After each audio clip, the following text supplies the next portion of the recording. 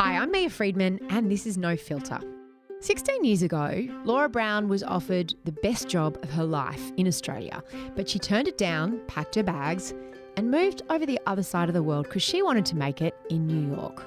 She arrived just before September 11, 2001, and even though I can't imagine a more terrifying start, she really never looked back. In some ways, it cemented her into that city, and she now pretty much owns it. About a year ago, she was named the Editor-In-Chief of InStyle Magazine. Now, you may not be familiar with InStyle because it may not sound as flashy as Vogue, but it is the second biggest magazine in the world, and it is in fact much bigger than Vogue magazine. It has a much bigger circulation. And Laura Brown, our good old Aussie girl who's in her 40s, I think she's about 45, she's now one of the most powerful and influential women, not just in fashion, not just in magazines, but in the American media. So how did a girl from Camden climb all the way to the top? It's a fantastic story and you are going to love it. Here's Laura Brown. The last time I saw you, I offered you a job. Yes. And I said, come be my deputy editor at Cosmo. And you went, yeah, thanks, but I'm going to go overseas. And I was like, well, that's a big mistake. And I was proved right. Facial error. What? That's right. I was proved correct. You're proved correct. So you're just calling me now to gloat, aren't you? Correct. You've got a bloody empire, girl. Jesus. It feels like a long time ago, ACP, doesn't it? Yeah, Jesus. I've been here 16 years, so. But I think that the Australian magazine industry got us to where we are because unlike... Oh, for sure. Do you find that it's different to the US? It's obviously smaller at home, but like I think that you do learn to do more than one thing, you know, when you've got a magazine staff of 16 people versus 40 or 80 or whatever. And I think that when I started out, I was doing production. Like I was like, you know, and I was running around chasing people for their copy and drawing out grids and what I really wanted to do was to write. And so I would write at night and I would, you know, but I started from doing everything.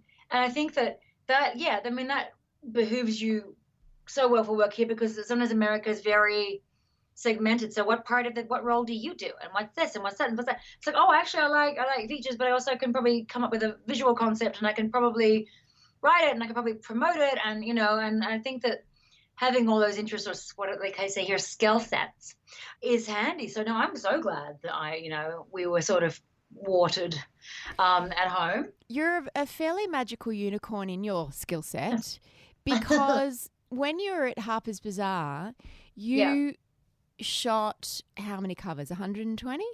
Yeah, around about. It was 11 years and then we went from 12 issues to 10, so around about that, yeah. So for people that don't understand how magazines usually work, there's usually a stylist who does that. Then there's someone who decides who the cover person's going to be, someone else who conceives it, someone who brings the clothes, someone else who does the interview. And yet you did all of that. Yeah, I'm an only child. No, I think that, this is all credit to my former boss, Glenda. Glenda Bailey at Harper's Bazaar. Glenda Bailey, sorry, Harper's Bazaar.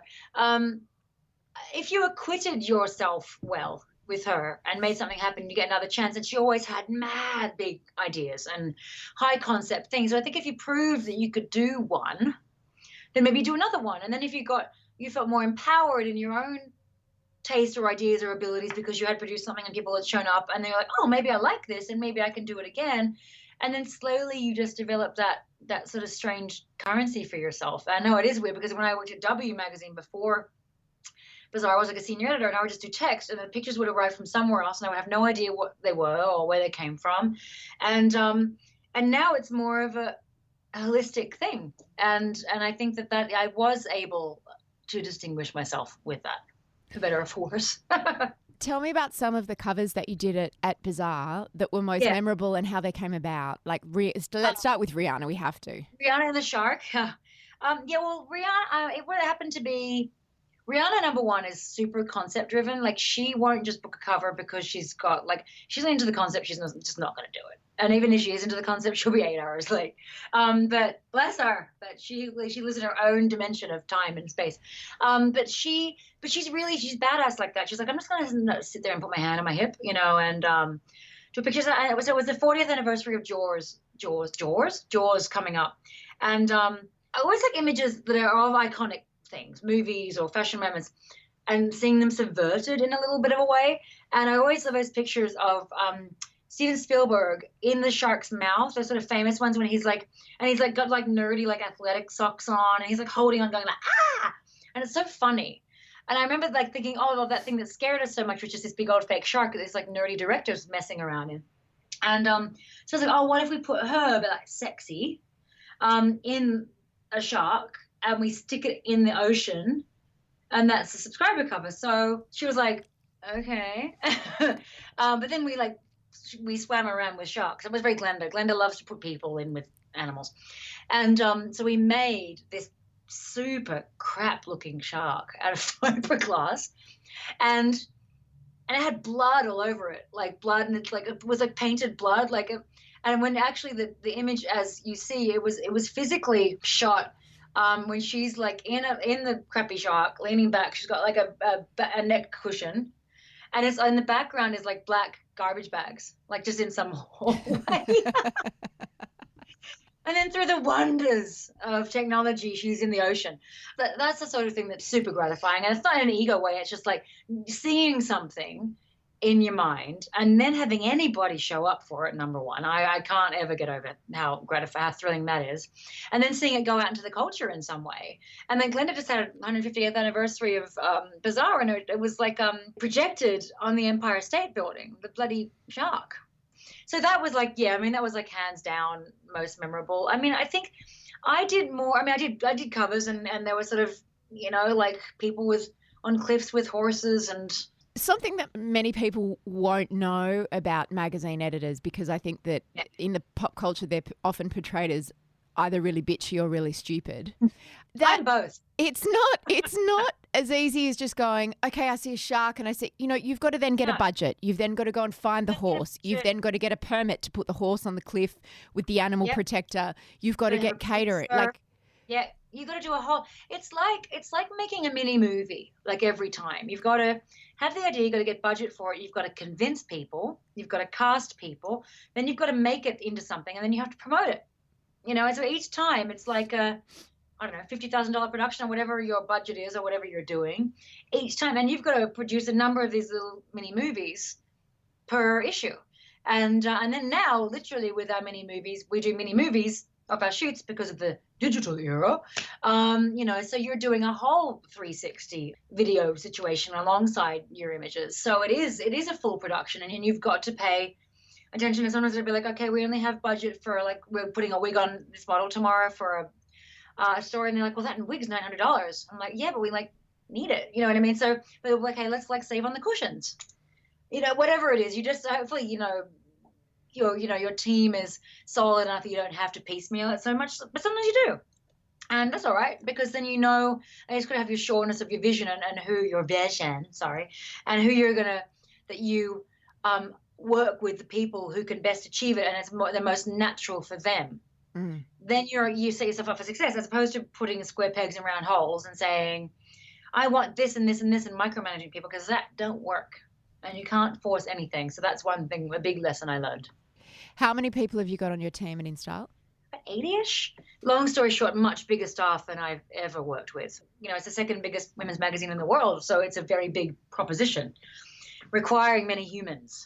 See, InStyle's always been a little bit of a sleeper, hasn't it? Because when I was reading an interview with you, and you said you were really daunted when you found out the size of it, and you looked at, you know, Cosmo's the biggest magazine in the world, and then is InStyle.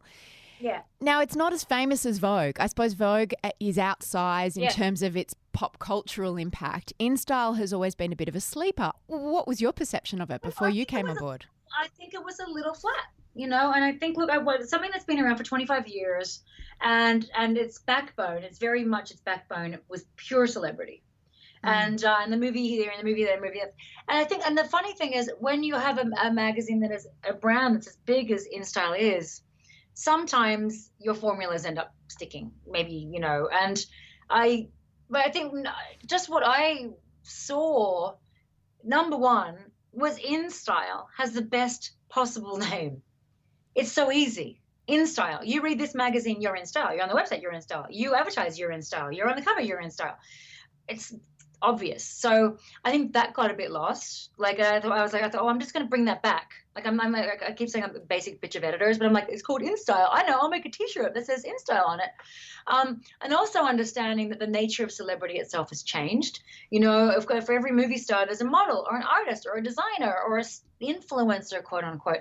There's all those different dimensions that I think, you know, I had to catch it up. And I think that it's funny, and also like economically, people, you know, businesses run and they're solid, and so people get cautious, or they test things, market test things, and you know, I think sometimes that can dim your voice a little bit. So I just kind of came in and went ham, really, you know, because I just knew that I think I've got a pretty good voice and I'm pretty approachable, and I also know fashion, and that's my background. But for me, it was all about what I prize in anything I do, or people I know, is the voice of the woman. So it could be 5 models in a fashion session, and they're young models that would be grouped together, and I'd be like, hey, what does Alicia do? Alicia's an artist? Okay, what is she like? You know, so giving people an actual human voice was really behind a lot of the early successes that we had, because I was treating them like individuals, or being like, oh, you're a model like Rosie Huntington-Whiteley, but you've got great style. Let's creative direct a story together. Oh, okay. You know what I mean? Like, for treating them, appreciating their talents and what they have to give and say. And I think that gave us an energy pretty quickly. And I think sometimes some brands are in these certain tropes, and there's a lot of fear right now about where we're all going and everything else. And I think that sometimes can deaden your impulses, just in a general industry way. What's the process of going for and getting a big job like that? Murder. Tons of murdering. I got a phone call, and I didn't know that Ariel Foxman, the previous editor, was leaving. And I went, because I got this call from HR. I was like, Laura, what are you up to? I'm like, what do you want? My friend Bucky, who runs HR here. And then like 2 weeks later, there comes this announcement, Ariel Foxman has like resigned. I was like, oh. And then you go, I went on like sort of like Time Inc. executive speed dating, where you have furtive breakfasts with many besuited men. And then you write a memo about, you know, they send, but what's your vision for this? And so I sat, and I don't even know how to do Photoshop very well. I was in like Apple Pages, like dragging pictures. I don't even know what resolution these things ended up being, but I sat in bed the whole day in my pajamas, and I just banged out this memo, which is sort of just crystallizing what I've been saying to all these folks anyway. So sent that off, and then just kind of they came back pretty quickly and offered it to me. So it was it was cool. I remember I got my offer letter, and I was having lunch with the now departed head of comms and HR, and I'm just in Battery Park down south of Manhattan, and it was very hot. And I just went over and sat on the grass, just like in my big platform shoes, just like sat there going, oh shit, okay. You know, and that was it was a year and a half ago. Why did you want to go to New York when I offered you that amazing job as deputy editor of Australian Cosmo? Why? What was the pull? Delusions of grandeur. No, I think that I always say, look, we're from a bloody amazing place. Like, for me to go back to Australia is a blessing. I think if you are, you know, I've always been a pretty self-propelled engine. I am an only child. Like, I wasn't married or anything. Have kids and I think if you have that journalistic or that curiosity, you're going to want to go and see things where they're right there. And I think that's normal.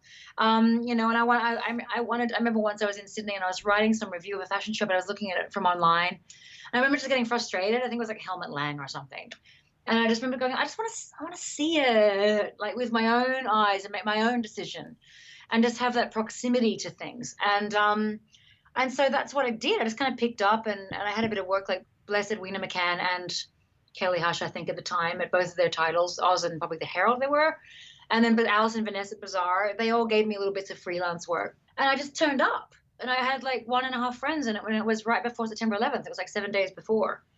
You know, cunning incident of timing on my part. But I just wanted to be here, and I just didn't think about it. And I thought, well, if I have to go home again, this is no bad thing. Where were you on September 11, and did it make you consider coming home? No, it didn't, which is weird. But no, I was at a girlfriend's place in Chelsea. And what was very odd about it, because you just don't realize what it is at the time it's happening. Like I thought, like, we thought some helicopter run into something. It was like a tourist thing. And we were like, it was the middle of fashion week. And you literally were like, does that mean shows are canceled? Because you don't know. You didn't know what that was when you first heard it. You're like putting on and I was like, oh. So you were on your way to a fashion show that day? Oh, a fashion show, yeah. And because it was right then, it was middle of fashion week, and stood on the roof, and then we went down to 6th Avenue, and then saw all of that hideousness. And I had friends that were like, we sort of like, and everybody just started drinking. I mean, that's what we did for weeks. I never thought about leaving. I didn't even have like a really major freak out for about 2 weeks later for some reason. I just was like, my poor mother, because, as horrendous as it was, on television, it looked like World War III, and so my poor mom is like, you can come home, and I'm like, oh no, don't worry, I'm in the supermarket just getting my canned tuna. Like I was still like doing my thing, working. We were all still living here, but from my outside, especially as far away as home, it was, I can understand how alarming it would be for family of people that were here, and a bunch of Aussies left. Respect that. I think I was too sort of guileless. I still probably was in another time zone. I was like, I don't know, I'm here now. I never thought about it.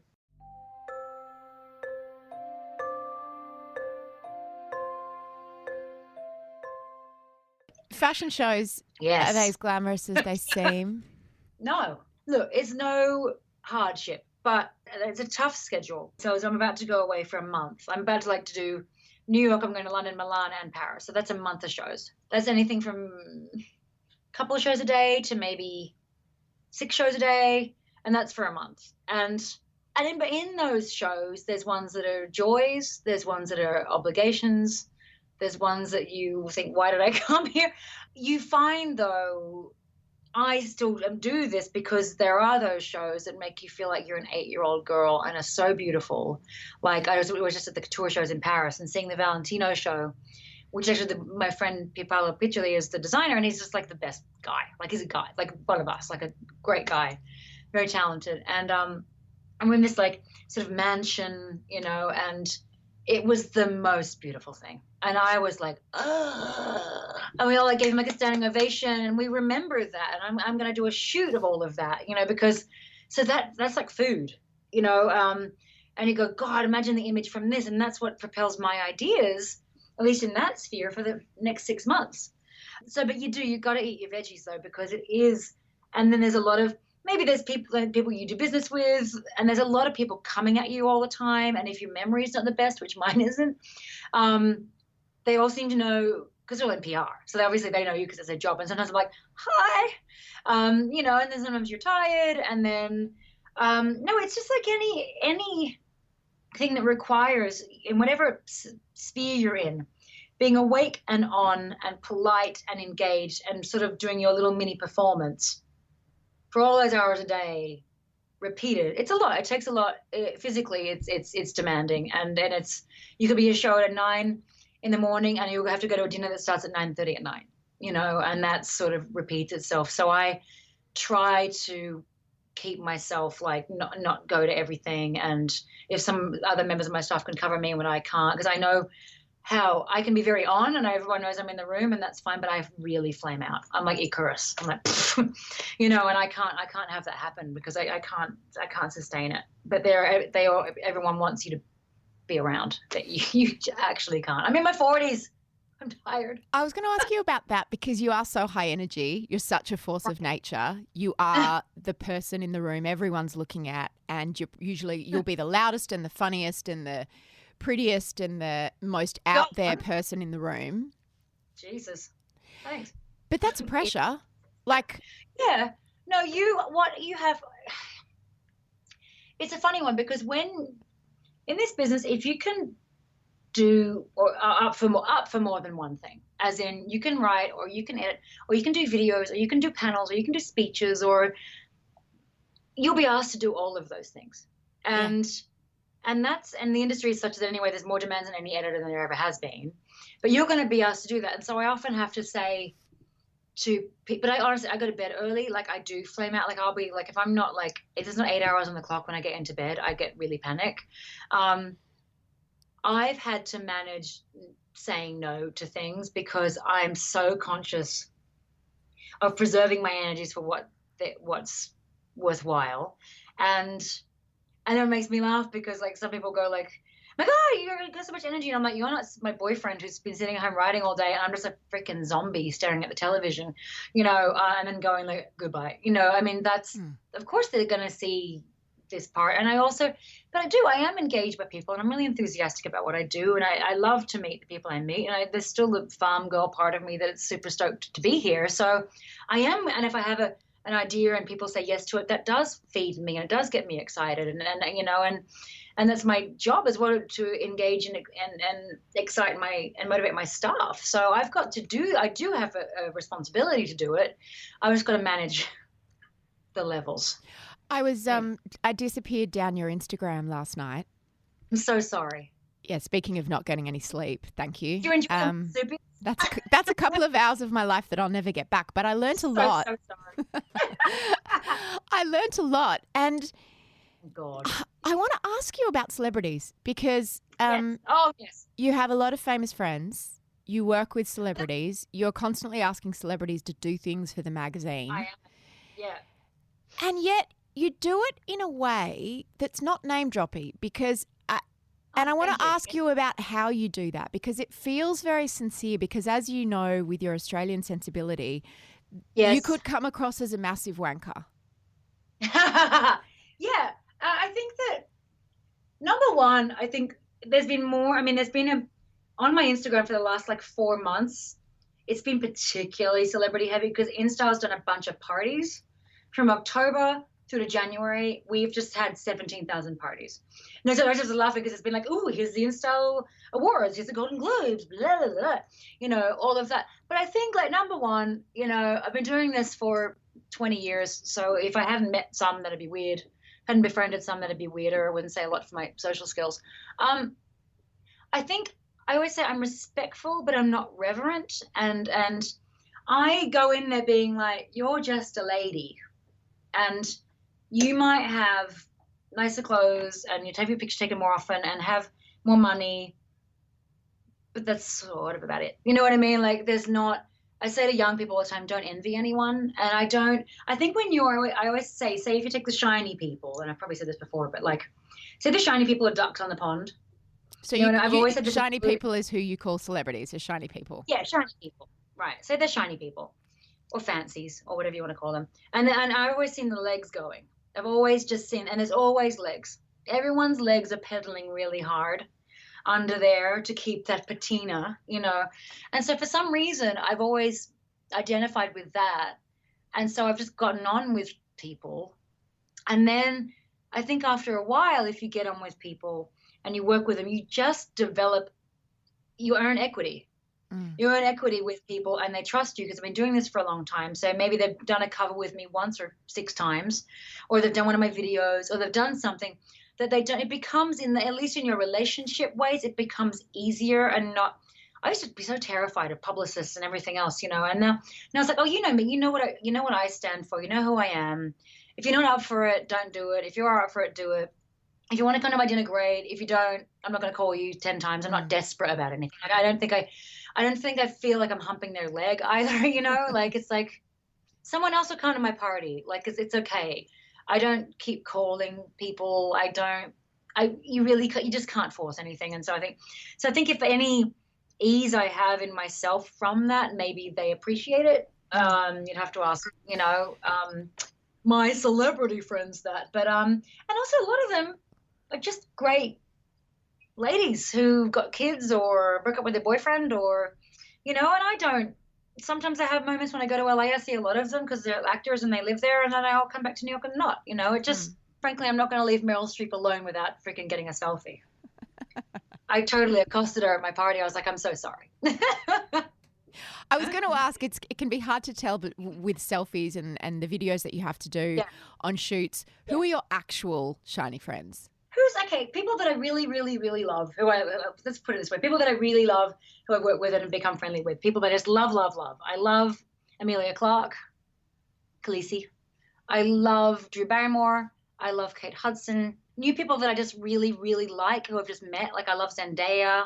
I love Yara Shahidi, who's unbelievable, like 17 years old.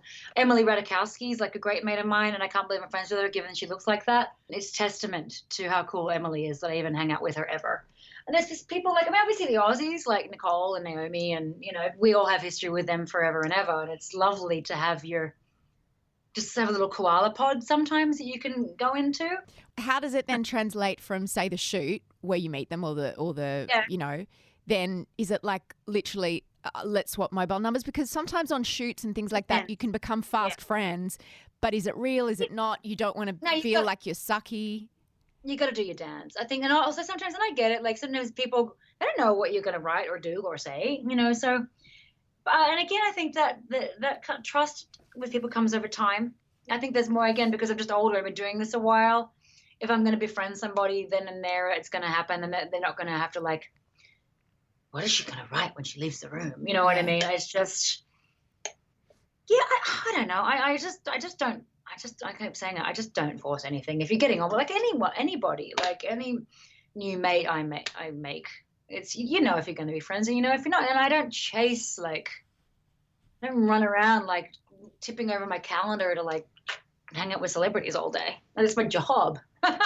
Tell me about Oprah. Tell me about how the cover came. And are you ever intimidated? Like, I would have been so intimidated walking onto that set. Well, you know, I've met her before. I mean, I know her a little bit. I mean a little bit. We shot over for Bazaar about 5 years ago, and did a story with her then. And there's a funny thing about Oprah. Like, Oprah is, yes, Oprah, but she's all those things, all of those, you know, lit from within things. But she's really kind of down. That's why I like her. Like, you can have a drink with her, you know, and you can sit and have a chat with her, but she's not, in her own self, she's not intimidating. I think that's where her power comes from, because people love her so much, because she has a sureness to her, an incredible sureness. But I don't see her as scary. And I knew that her movie Wrinkle in Time was coming out in March, but I also just really felt that the world needed Oprah right now. And you know, I cannot take credit for knowing that she was going to deliver that speech that she did at the Globes. And I was actually in the room and I was like, oh my God. I didn't know that. But you sort of feel in your waters that hearing from Oprah at this time is no bad thing. And so I sort of sat with her and talked to her and asked her the president thing, which, again, it hadn't taken on. It was circulating, but it hadn't taken on the crazy insistency that it took on after the Globes. And she's just, what I love about her, she doesn't seem messagey or like, here's my prepared answer for the question about. She was like, yeah, you know, like Gail keeps calling me up about it, and there's a lady in the airport that said I've got to run for thing, and I guess I could make some cute mugs, but I just don't think it's in my DNA. And it's just sort of, I mean, she speaks so confidently, but I appreciate that sort of amazing ability to enthrall you with the way she's talking and articulate herself, but in a weird sort of casualness that she has, this incredible casualness that combines, especially in a conversation like we were having as opposed to a speech. But yeah, we just did this, and I wanted to do a fashion shoot because, like, I love, like, so there's a version of like doing like a model story, but the model just happens to be Oprah. You know, it's just like, okay, Celine, like I stuck her in Balenciaga leopard print and purple tights and big shoes, and she was up for all of it. Yeah, she was like, I don't even know myself. She was so funny. But she loved it because she was like, I get to shoot fashion. And we did all these silly videos, like, you know, everybody gets a coat, you get a coat, you get a coat, like fashion, not fashion off, like all these dumb sayings. But what was cool is knowing that you've got something and you know that the timing is great. And then you have these, I was like, oh, I've got these quotes about the presidency, and then no one had them because we had talked to her and she went kind of quiet after the Globes. And I was like, oh my, I'm sitting on these. And so I kind of pushed up our rollout because I didn't want somebody to corner Stedman again or something. So I was like, well, so we put it out a week and a half ago, and it kind of made global news, and it was on every ticker, and I'm super proud of that. And I also, for the cover, you shot her from behind. You broke every rule. Yeah, I did. Look at that. I know. And I was like, you know what? If I can't, quote unquote, take a risk with this lady, what can I do? I loved your video series with Gwyneth. You know what? Being Gwyneth Paltrow is really hard. I know. How do you think I feel? That was fantastic. So you've got such a big personality. It takes a pretty confident celebrity to let you outshine them in a way. Is that something you have to be conscious of? I mean, I don't think I outshine anyone. I think, no, if they let me play the fool, and that's sort of what and Gwyneth Paltrow, like, I love Gwyneth, but I don't know her super well either, but I was just like, I just want to be you, like, and just want to like flail around. She got what you were trying to do really well. She's, this is a trope that's common with her, but I was like, I just want to, like, I want to do a juice, and I want to put on some cream, and I want to like try and do Tracy Anderson or something. And we just like, quote unquote, improved it. But it was like, she was so funny, man. I mean, she was just like, I said, look, you can treat me like the biggest moron. Like, just roll your eyes, leave, like, I'm the one who's the fool here. So I think I'm not going in there going like, look at me. I'm so fashion, and I'm so clever, and I'm so cool. I'm not. So I don't think I there's no threat coming from me. Yeah, right. For any else. So I think that they know that. So they're just kind of like, all right, let's go, idiot. You've almost got a Lucille Ball energy about you. Yeah. It's that real slapstick, but smart, like with bite. And you're right. It's a very Australian thing of being willing to look like a fool. I can't imagine anyone else. The fashion industry, and I've always been an outsider to the fashion industry and a critic of it, and you've described yourself as an outsider. How do you think you were an outsider before you got the InStyle job?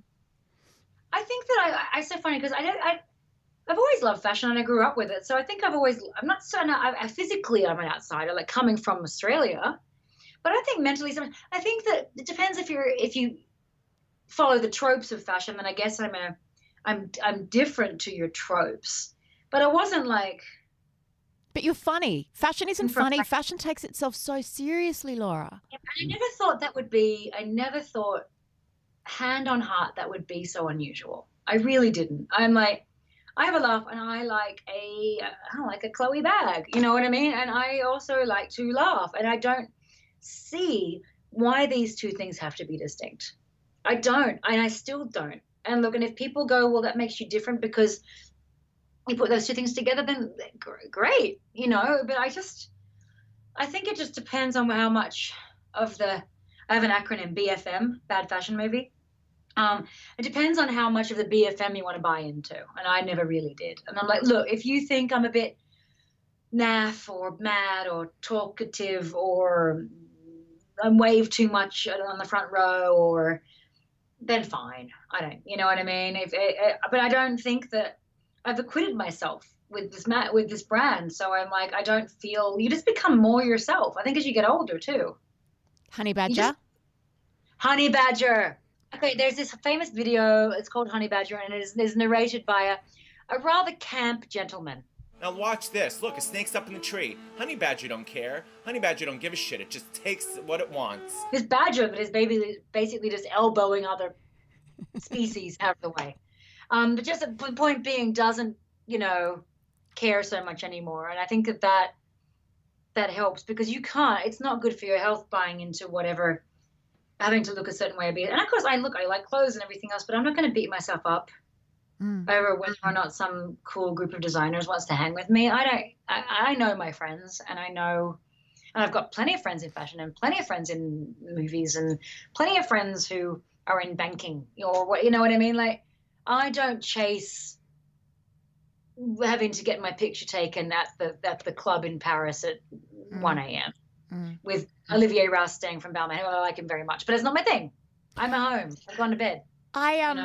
I've got people's back up by being critical of the fashion industry and the magazine industry in the past, both when I was within it and since I've left, particularly about the way they portray women. The skinny models, now the Photoshop. It's almost like it has, I think Instagram in many ways has become the new way that women can torture themselves and the new way that... so many ways, so many options. So many options. where do you stand with all of that? Because you seem to be very grounded in the eyes and the experience of the reader and the viewer and the consumer. I don't want anyone, and I don't want anybody to finish reading InStyle and feel worse about themselves. I don't. Because I sometimes read magazines as an editor-in-chief and feel worse about myself. But I don't have the right gardener. I didn't marry a prince, or, you know. I think, look, we're not going to suddenly not, you know, retouch people, but we're going to do it in a way that is human, as opposed to some people that don't. You have, like, I mean, for me, it is all about each woman, girl or woman, is a human being, and they are in InStyle for the voice that they have or what they have to say. And so it's up to me to visually show that, and to in the text show that, and show the character of Oprah, or put Cindy Crawford on a pile of men in my very heavy-handed feminist metaphor. You know what I mean? Yeah. That's more what I'm about. So it's not about, I don't think it's difficult to have sort of blanket rules. We're going to do this, we're going to do that, we're going to do this. I just try and say positive and proactive, number one. Like, put Oprah on the cover. I did something in February about this awesome woman, the first trans woman to win office in Virginia, a woman called Danica Rome. And I just put her in like a well story. I was like, look, here's a picture of her when she won election. And she's just like so stoked.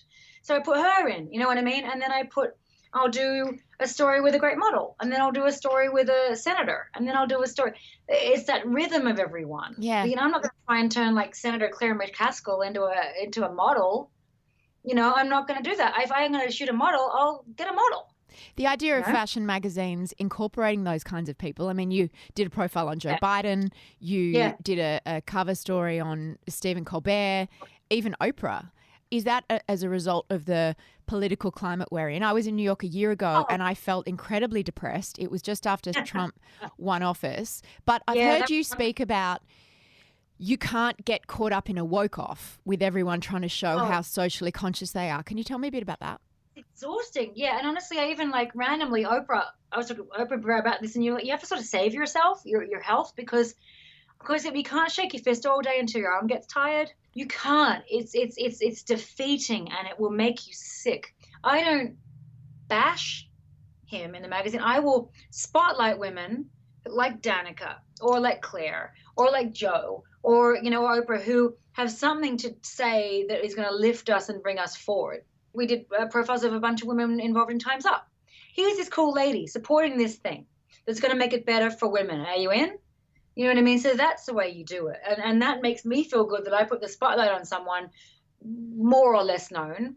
And so I've got this whole new platform called Badass Women. And it's like, here's a badass, like the badass of April is a woman that runs Patagonia, who put up the ad saying Trump stole our land.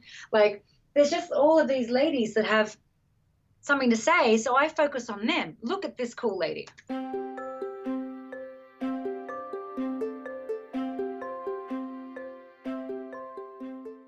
Love life. Ah! I've left it to the end because, you know, obviously it doesn't define you, and I don't even think about that in regards to you so much. It wasn't until you said before about your decision to go to New York, I didn't have kids, and I even thought, oh my God, yeah, you don't have kids. Like, it doesn't even register to me. Your boyfriend, though, how long have you guys been together? 2.5 years.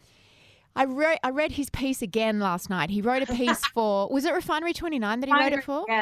Yeah. It was great. You tell me how you met. I don't want to paraphrase. He was the breakfast waiter at the Sunset Tower Hotel, where I stay all the time. And I met him, and I thought he was very strange. I had not met a waiter quite like him. He would just say very, very dry things and then just walk off. I was with my friend, Michelle Jank, who we call Michelle. Yeah. And I was like, who's that? Huh? And then I went back 3 months later, and I sort of didn't forget about it. I was like, oh, and then I was back downstairs again. And I was like, oh, that waiter is here. And then we sort of bantered a little bit, and then he asked me out. The computer broke, so he asked me out on the check. So he wrote like room number, like phone number. And I was like, you minx. And so I gave him my number. And and then he like flew to New York for like our first date, and then that was just about 2.5 years ago. My Aussie friends in New York say that dating can be hard because Oh. Americans are just so different, apart from just it being New York. But like, because we have a thing about taking the piss and banter, and if you like someone, you'll tease them. And a lot of Americans are like, why are you insulting me right now? And it's like, no, I'm flirting. No, I want you. I want you so bad. That's foreplay. I think that, I never was very good. I never have been particularly good at American, or specifically New York dating culture. You know, in Australia, like, you go out with someone until you don't, and then you go out with someone else. Yeah. And like, you go to a party and you pash or something, and then you go out with them. And you don't go, it's not like a buffet of like, oh, I'm going to like see my options and I'm going to see who I'm going to be exclusive with. I'm like, what? You prefer the salmon more than the chicken? Like, it's so queer. I never understood it, because I'm like, well, I like someone. I'm always going to think about person X more than I'm going to think about person Y, just naturally, right? Yeah. So I never was very good at that, which is why I was like dying alone for years. And I think sometimes if you're a relatively self-possessed lady and you got something to say, you can maybe be a bit, quote unquote, too much for people. I think, but also there's a lot of women, do they have the house, or do they have the da-da-da, no. And I think that we all have that when we're younger. We all like, go out with the hot guy or the this or the that. I think as I sort of grew up, and especially there's something to be said for when you're established yourself, and how empowering it is to go out with somebody that you're not in it for the money because they don't really have any, or they're starting on their road and I'm on my road. And just knowing that person makes you feel better. Well, you're at the top of your road. I guess I'm on something. I don't know. But people seem to be really interested. The piece he wrote for Refinery 29 was basically about what it's like to be not just, I think he's 16 years younger than you? Yep. And 28 at a very different time in his life. Like, you're at the top of your game and he's just starting his and trying to get his hold, and the disparities with money and all various things. Yeah. Now, people seem to get very, very interested in that, whereas it's never even questioned if it was a guy. The way around. I know, and it's funny because you're always like, there's those of us around in the. I just like, we sort of recognize that there's like Sam Taylor Wood and Sam Taylor Johnson, Aaron Johnson, Hugh and Deborah Lee, Wendy Murdoch and Bertold, her boyfriend, Natalie Massenet, who started Net-a-Porter, and her now husband.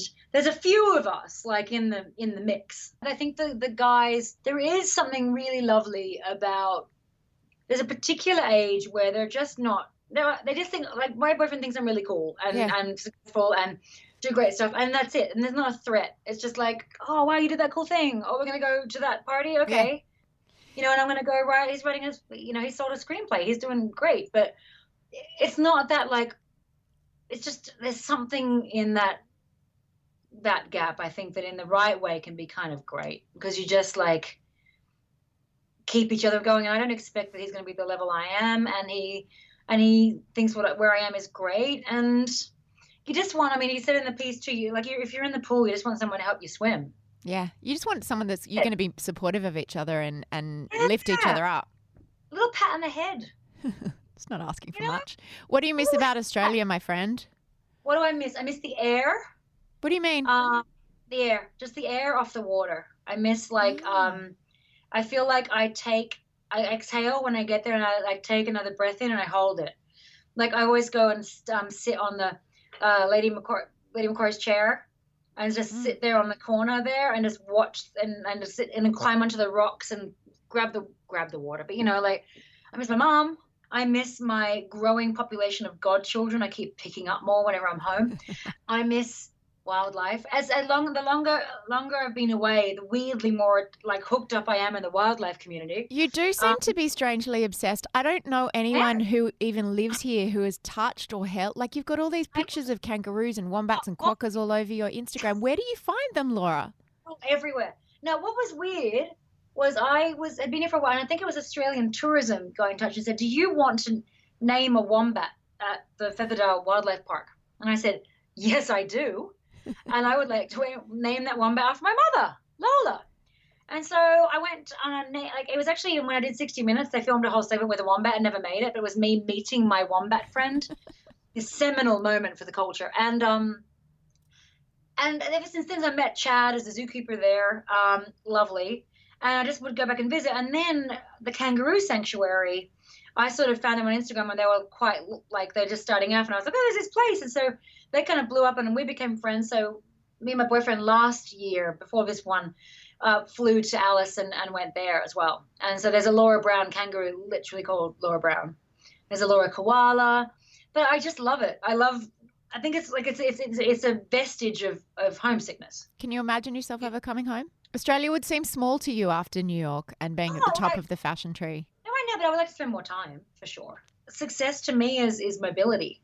So whatever earns you the most mobility, I think that's when you're really winning.